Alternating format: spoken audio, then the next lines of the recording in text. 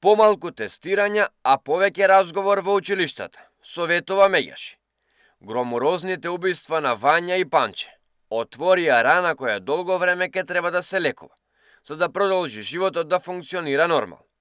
Стравот кај учениците, родителите, наставниците и сите луѓе е наголемо присутен и сосема очекуван. Во период на страф и стрес, детската амбасада Меѓаши даде низа препораки по кои треба да се работи во училиштата, со цел да им се помогне на децата да го пребродат овој период. Генерално овие мерки се во насока на она што на некој начин да се стави приоритет менталното здравје на самите деца и да се намали она анксиозност и страв кој што секој од нас го чувствува, па и самите деца. Така што сакаме да потенцираме дека ова станува збор за еден изолиран случај кој што не се случува на поголема група на луѓе, за кој што веќе има самата јавност се здоби со информација од надлежните институции во однос на за кривичните дела што се случуваат и на некој начин да ги охрабриме и самите деца, но и возрастните во однос на тоа како да се зборува и што конкретно треба да се направи во овој момент. Да не се занемарува вистината, да се остави можност децата да ги искажат своите чувства и да зборуваат и пишуваат за проблемите. Наставниците и стручните служби да бидат будни чувари на однесувањето на децата. Неубаво чувството е да се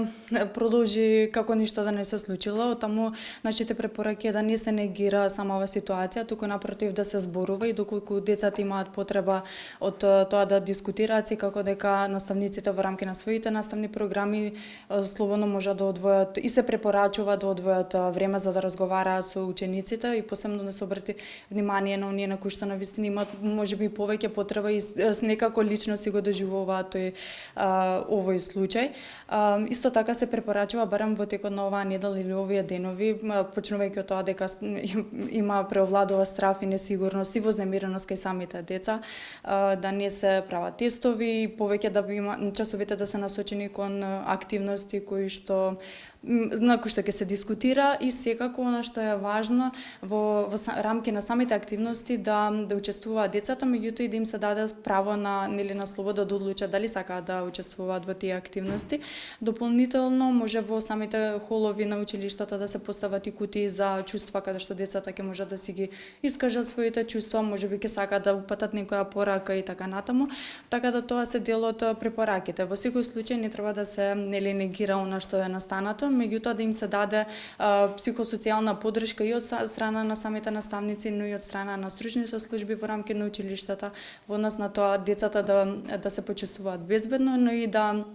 им се даде до знаење дека ги разбираме и дека е сосема природна појава да чувствуваат паника или страв во вакви моменти. Меѓаши работи на изработка на прирачник кој ќе ја истакне важноста од односот учител-ученик и родител-дете. Паралелно ќе продолжат со соработка со сите министерства и постојана присутност во училиштата преку работилници, прирачници и предавања. Детската амбасада Меѓаши по долг период веќе од самото основање 31 година е во соработка и понатаму продолжува соработката со институциите и со Министерството за внатрешни работи, Министерството за образование и наука и секако училиштата, така што соработката продолжува и понатаму во рамки на оние тековни настани во текот на овој период се работи на изработување на прирачник во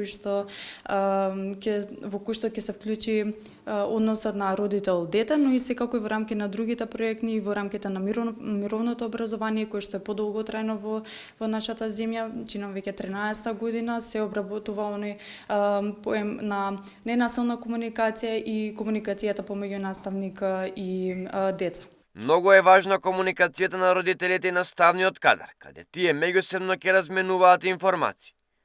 Да се остава децата овој период, да ги изнесат од себе чувствата од овој случај и да се спречат понатамошни психолошки последици. Многу е значајна таа соработка помеѓу наставниците и родителите. Секако стручните соработници верувам дека стојат на располагање за самите ученици и доколку родителите увидат на некакво необично однесување кој што е последица од овој настан, секако дека може да се обратат или до класниот раководител, односно наша препорака да се обратат до класниот раководител или до училишниот психолог. Она што е значајно е, повторно ќе го кажам, да не се негира случајот, меѓутоа да се дозволи да се даде време на тагување и сето она што ние во моментот го чувствуваме да излезе од нас е со цел да нема дополнителни последици. Освен соработката и работата на психолошка база, што ја препорачува Меѓашија, е секако повеќе од потребно. Потребни се изголемени мерки за безбедност на учениците.